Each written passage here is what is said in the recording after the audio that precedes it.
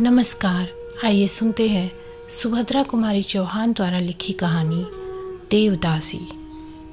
सोकर उठते ही सुरेश की दृष्टि सामने वाले मकान पर पड़ी जो महीनों से खाली पड़ा था। उसने देखा एक स्त्री सामने छज्जे पर खड़ी है। सिर के बाल छल्ले छल्ले बनकर माथे पर बिखरे हुए थे। रंग बहुत गोरा न होकर भी सांवला न था। चेहरा बड़ा ही आकर्षक था। स्त्री के चेहरे पर विषाद की एक गहरी छाप स्पष्ट दिखाई दे रही थी। उम्र कुछ अधिक थी पर सौंदर्य में किसी प्रकार की कमी न आ पाई थी। सुरेश मंत्रमुग्ध की तरह बहुत देर तक उसकी ओर देखता रहा। स्त्री नीचे सड़क की ओर देख रही थी। आंख ऊपर करते ही उसने सुरेश को देखा। दोनों की आंखें मिली। सुरेश की आंखों में प्रश्न था और रमणी की आंखों में याचना। तुरंत ही किसी प्रकार की आवाज़ सुनकर रमणी भीतर चली गई। फिर छज्जे के दरवाजे दिन भर बंद रहे। उसके नए पड़ोसी कौन है यह सुरेश बिल्कुल न जान सका। शाम को सुरेश घूमने चला गया। घर लौटा तो 11:30 बज रहे थे। सामने वाले मकान में अभी प्रकाश था। सुरेश एक आराम कुर्सी पर लेट सा गया। एकाएक बड़ी ही मधुर संगीत की लहर ने आकर उसकी सारी शिथिलता को दूर कर दिया। वह उठकर बाहर आया। छज्जे पर सामने वाले मकान में कोई गा रही थी, सांवरिया से लागी रहे दो नैन सांवरिया से। गायिका संगीत कला की विशारदा जान पड़ती थी। सुरेश भी तो संगीत प्रेमी था और केवल संगीत प्रेमी ही नहीं, संगीत के विषय में उसे ज्ञान भी काफ़ी था। सुरेश सोचने लगा, हो न हो यह वही स्त्री है। पुरुष के गले में इतनी मिठास आएगी कहाँ से। तब तक गायिका ने गीत का अंतरा गाया। काह रहूं कित जाऊं मोरी सजनी नहीं परत मोहि चैन सांवरिया से लागी रहे दो नैन।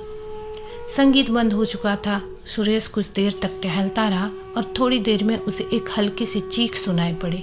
फिर सब कुछ बंद। सुरेश कुछ न समझ सका कि मामला क्या है। वह जाकर सोया रहा। दूसरे दिन सवेरे सुरेश देर तक सोता रहा। जब वह सोकर उठा तब तक छज्जे के सब दरवाजे बंद हो चुके थे।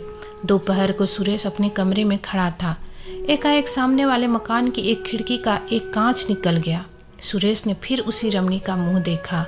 इन दोनों के बीच काफ़ी अंतर था। चेहरा भी बहुत साफ न दिखाई पड़ता था। रमणी बहुत देर तक सुरेश की ओर देखती रही। आंखों में याचना थी, चेहरे पर करुणा। सुरेश कुछ समझ न सका कि मामला क्या है। वह बैठ गया। बैठ जाने पर वह स्त्री दिखाई न पड़ती थी। कुछ देर बाद सुरेश ने देखा कांच फिर उसी तरह जहाँ का तहाँ लगा दिया गया है। सुरेश के सामने यह स्त्री एक समस्या बनकर प्रकट हो गई। वह कुछ समझ ही ना पा रहा था कि मामला क्या है।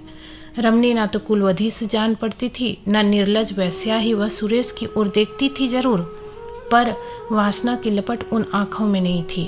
उन आँखों में विषाद के साथ याचना जरूर साफ साफ दिखाई पड़ती थी। यह भी साफ साफ जान पड़ता था कि जैसे वह सुरेश से कुछ कहना चाहती हो पर अवसर न मिलने के कारण न कह पाती हो। सारे दिन सुरेश इन्हीं गुत्थियों में उलझा रहा और शाम होते ही घूमने चला गया। सुरेश ने सोचा, दूसरों की चिंता में क्यों वह अपना समय खराब करे। उसने अपने जी को बहुत समझाना चाहा, किंतु पहेली के रूप में वह स्त्री बार बार उसके नेत्रों के सामने आ जाती थी। सुरेश बहुत रात तक घर लौटा। सोने की तैयारी कर रहा था कि सामने वाले छत पर उसे कुछ बात सी सुनाई पड़ी। रात की नीरवता में सुरेश ने साफ साफ सुना, कोई कह रहा था, तो तुम सीता सती हो, बस यही या उस मंदिर में भी जहाँ हजारों को रिझाने के लिए तुम्हें नाचना और गाना पड़ता था। सीता सती ना होकर भी मैं दुराचारिणी नहीं हूँ। सुरेश ने सुना, स्वर रमणी का था, और आपकी बात मुझे किसी तरह भी मंजूर नहीं। यदि आपने मेरे ऊपर अपनी ताकत आजमाई तो मैं चिल्लाऊंगी। रमणी तेजी के साथ बाहर छज्जे पर निकल आई। अपनी छत पर खड़ा सुरेश बैठ गया। रमणी के साथ साथ उससे बातचीत करने वाला युवक भी बाहर आ गया। स्वर कुछ धीमा करके बोला, प्रतिमा, तुम्हें हम समझाते आ रहे हैं, तुम्हारे साथ किसी प्रकार का जुल्म नहीं करते। हम जानते हैं तुम कुलवधू नहीं हो। नाचने गाने का तुम्हारा पेशा है। एक नहीं अनेक पुरुषों से तुम्हारा संसर्ग रह चुका होगा। फिर हमारे साथ, जिसे तुमने अपने मीठे और मधुर व्यवहारों से उन्मत्त बना दिया है, तुम्हारा व्यवहार ऐसा क्यों है। प्रतिमा बोली, मीठे और मधुर व्यवहार का यह अर्थ कदापि नहीं होता नरेंद्र बाबू कि हम आपको अपना शरीर अर्पण कर दें। फिर मेरा यह शरीर तो देवता को अर्पित हो चुका है। मैं देवदासी हूँ, मुझसे वह बात ना होगी। नरेंद्र एक व्यंग की हंसी हंसता हुआ बोला, तो तुम अभी तक सती हो, यही ना।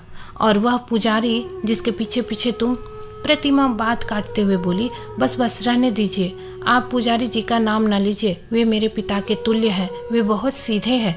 अगर वे सीधे ना होते तो आप मुझे वहाँ से धोखा देकर ला भी न सकते थे। नरेंद्र का नशा इस समय जोर पर था। वह क्रोध से बोला, मैंने उन्हें धोखा दिया है या तुमने मुझे उल्लू बनाया चाहा? साफ साफ कहो, क्या तुम्हारी खुद की इच्छा न थी मेरे साथ घूमने चलने की? प्रतिमा, घूमने जाना दूसरी बात है और घूमने के बहाने भगा जाना दूसरी बात है। आपने पुजारी जी से नहीं कहा था कि शाम होने से पहले लौट आएंगे? नरेंद्र, ओहो, इतनी भोली तो न बनो। तुम नहीं जानती थी कि हम लोगों ने घूमने की बात क्यों की है? तुम बड़ी नीच हो, सब कुछ तुम्हारे ही कारण हुआ है और तुम अब मुझे ही बेवकूफ़ बनाना चाहती हो। प्रतिमा, यदि मुझे मालूम होता कि घूमने के बहाने आप मुझे भगा ले जाएंगे तो मैं आप लोगों के साथ कभी ना आती। झूठ बोलते हुए तुम्हें लज्जा नहीं आती? किसी दूसरे से आंख लड़ गई है क्या? या ये क्यों नहीं कहती? बेहया कहीं की, कहकर नरेंद्र गुस्से से छत पर टहलने लगा। प्रतिमा ने कहा, आपका व्यवहार मेरे साथ बहुत उद्दंड होता जा रहा है, मैं इसके आदी नहीं हूँ। उद्दंड व्यवहार इसको कहते हैं? कहते हुए नरेंद्र ने कसकर एक तमाचा प्रतिमा को लगा दिया। प्रतिमा चीख पड़ी। कमरे से नरेंद्र के साथ ही अन्य युवक बाहर निकल आए। उनमें से एक बोला, यार नरेंद्र छोड़ो भी, तुम क्यों इसके पीछे पड़े हो? नरेंद्र बोला, पीछे पड़ने की बात नहीं है, तुम जानते हो हम लोग 1 महीने से इसी के पीछे रुपया पैसा और समय बर्बाद कर रहे हैं। कुछ मेरा अकेला अनुमान भी नहीं, तुम्हारा सभी मित्रों का अनुमान था कि यह हम लोगों के साथ भाग जाना चाहती है, तभी तो हम लोगों ने इसे वहाँ से निकाला है, नहीं तो औरतों को भगाना कोई हमारा पेशा थोड़े ही है। अनुमान गलत भी हो सकता है, एक तीसरे ने कहा, जिसे अनायास ही प्रतिमा से कुछ सहानुभूति हो गई थी। तुम लोग बेवकूफ़ बन सकते हो पर मैं ना बनूंगा, मैं अभी इसे सीधी किए देता हूँ। ऐसा कहते हुए नरेंद्र ने प्रतिमा के पास आकर कहा, यह रोना किसे सुना रही हो? अब कोई तुम्हारे नखरों को देखकर धोखा नहीं खा सकता। तुम्हारी जात ही ऐसी होती है, उल्लू फांस कर रखने में तुम लोग अपनी विजय समझते हो, पर हम वह उल्लू नहीं है कि फंस जाएं। पहले तुम्हें फंसा लेंगे, बाद में हम फंसेंगे। प्रतिमा ने कहा, ठीक है, आपकी कैद में हूँ, जो चाहे आप कर सकते हैं, पर मैंने आप लोगों को पढ़ा लिखा सभ्य पुरुष समझा था। मैं क्या जानती थी कि पुरुष के रूप में आप राक्षस हैं। हम राक्षस हैं? नरेंद्र ने दूसरा तमाचा प्रतिमा को जड़ दिया। और तुम देवी हो, बज्जात कहीं की। मंदिर का राय रत्ती हाल जिसे ना मालूम हो, उसके सामने अपने सतीत्व का ढोंग रचना। यहाँ पहले ही सब कुछ जान लिया था, तब पैर आगे बढ़ाया था। हमने कोई कच्ची गोलियां नहीं खेली है। अब सुरेश से ना रहा गया, उठकर खड़ा हो गया। टॉर्च फेंकते हुए उसने कहा, आप लोगों की बात करीब आध घंटे से मैं सुन रहा हूँ। इतनी बातें सुनने के बाद इसी परिणाम पर पहुँचा हूँ कि आप लोगों ने इसको कैद कर रखा है, या आपकी कोई नहीं, इसे आप भगा लाए हैं। नरेंद्र ने उसी क्रोध के स्वर में कहा, हमारे आपस के झगड़े में पड़ने वाले तुम कौन हो? सुरेश बोला, मैं एक मनुष्य हूँ जो मनुष्यता का बर्ताव करना चाहता है। यदि आप लोगों ने मेरे साथ दूसरी तरह का बर्ताव किया तो फिर मुझे पुलिस का आश्रय लेना पड़ेगा। मामला पुलिस तक गया। वे चारों व्यक्ति जमानत पर छोड़े गए। प्रतिमा को उसकी इच्छा अनुसार सुरेश के साथ छोड़ दिया गया। सुरेश उसे उसके मंदिर के पास पहुंचा देना चाहता था, परंतु प्रतिमा उसी रात में बीमार हो गई और लगातार 1 महीने तक बीमार रही। बीमारी से अच्छे होने के बाद अस्पताल से लौटकर प्रतिमा सुरेश की अतिथि हुई। एक दिन सुरेश बोला, अब आपको मंदिर पहुंचाना पड़ेगा, किंतु आपने अब तक यह नहीं बताया कि आप इन लोगों के चंगुल में कैसे फंस गए। प्रतिमा बोली, गुजरात के देहाती इलाके में दुर्गा देवी का एक बड़ा प्राचीन मंदिर है। मंदिर से लगी हुई बहुत सी जायदाद है, जिसकी सालाना आमदनी 30,000 के करीब होती है। उसी मंदिर की मैं देवदासी हूँ। माता पिता ने मन्नत मांगी थी कि यदि संतान होगी तो कन्या संतान देवता की भेंट चढ़ा देंगे। मैं उनकी दूसरी संतान हूँ। 5 वर्ष की आयु में वे मुझे मंदिर में छोड़ गए। मंदिर के बहुत से ट्रस्टी हैं और एक प्रधान पुजारी और कई पुजारी हैं। प्रधान पुजारी पढ़े लिखे, विद्वान और बहुत नेक है। मंदिर की आमदनी से बहुत से छात्रों को छात्रवृत्ति मिलती है। बहुत से अनाथ और विधवाओं का पालन होता है। प्रधान पुजारी के कारण मंदिर में किसी प्रकार का अनाचार नहीं हो पाता। मेरे अतिरिक्त और भी देवदासियां हैं। मंदिर के ट्रस्टी तथा अन्य लोग देवदासियों के साथ अनाचार करना चाहते हैं, पर प्रधान पुजारी के कारण यह नहीं हो पाता है। इसीलिए ट्रस्टीगण पुजारी जी से असंतुष्ट है। मुझे पुजारी जी ने छुटपन से ही हिंदी और संस्कृत की शिक्षा दी है। मैं मंदिर में नाचने गाने के बाद उनका पढ़ने लिखने का भी बहुत सा काम कर देती हूँ। वे बहुत बूढ़े हो चुके हैं। नरेंद्र वगैरह 6 आदमी एक दिन हमारे मंदिर में पहुंचे। ये लोग पढ़े लिखे सभ्य कहलाते हैं। पुजारी जी ने इनके आदर सत्कार का भार मुझे सौंपा। इसके बाद इन्होंने मंदिर में कुछ दिन ठहरना चाहा। आने जाने वाले के लिए ठहरने का प्रबंध वहाँ काफ़ी अच्छा है। उसके बाद ये लोग धोखा देकर मुझे ले आए। कई जगह ले गए, कई एक दिन ठहरे तो कहीं 2 दिन। सब जगह मुझसे यही कहते रहे कि पुजारी जी से पूछ लिया है। पर मुझे संदेह हो गया। यहाँ कई दिन से ठहरे हुए, जो कांड हुआ वह आप सब जानते हैं। सुरेश बोला, पहले पत्र लिखकर पुजारी जी से मंदिर का हालचाल पूछ लो, फिर तुम्हें ले चलो। प्रतिमा की भी यही राय रही। सुरेश ने पत्र लिखा और कई दिन बाद उत्तर मिला।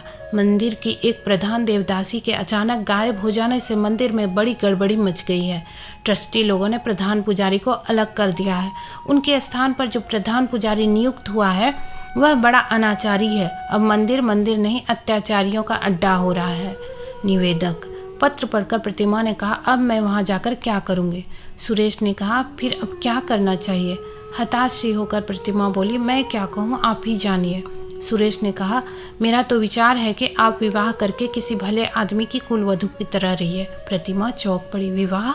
मुझसे कौन विवाह करेगा? और फिर विवाह की मेरी उम्र भी तो नहीं रही। सुरेश ने प्रतिमा के जरा पास आकर प्रेम, श्रद्धा और आदर के भाव से कहा, उम्र की बात मत कहो प्रतिमा। शेक्सपियर ने जिससे विवाह किया था उसकी उम्र उससे 9 साल अधिक थी। विवाह 2 आत्माओं का मिलन है और आत्मा कभी वृद्ध नहीं होती। मैं तुमसे विवाह कर सकता हूँ। प्रतिमा का चेहरा लज्जा से लाल हो रहा था। उसका मस्तक झुकते झुकते सुरेश के चरणों पर आ गिरा। दोस्तों, आशा करती हूँ कि ये कहानी आपको अच्छी लगी होगी। ऐसी ही कहानियाँ सुनने के लिए हमारे चैनल पर बने रहें। मिलते हैं अगली वीडियो में, तब तक के लिए धन्यवाद।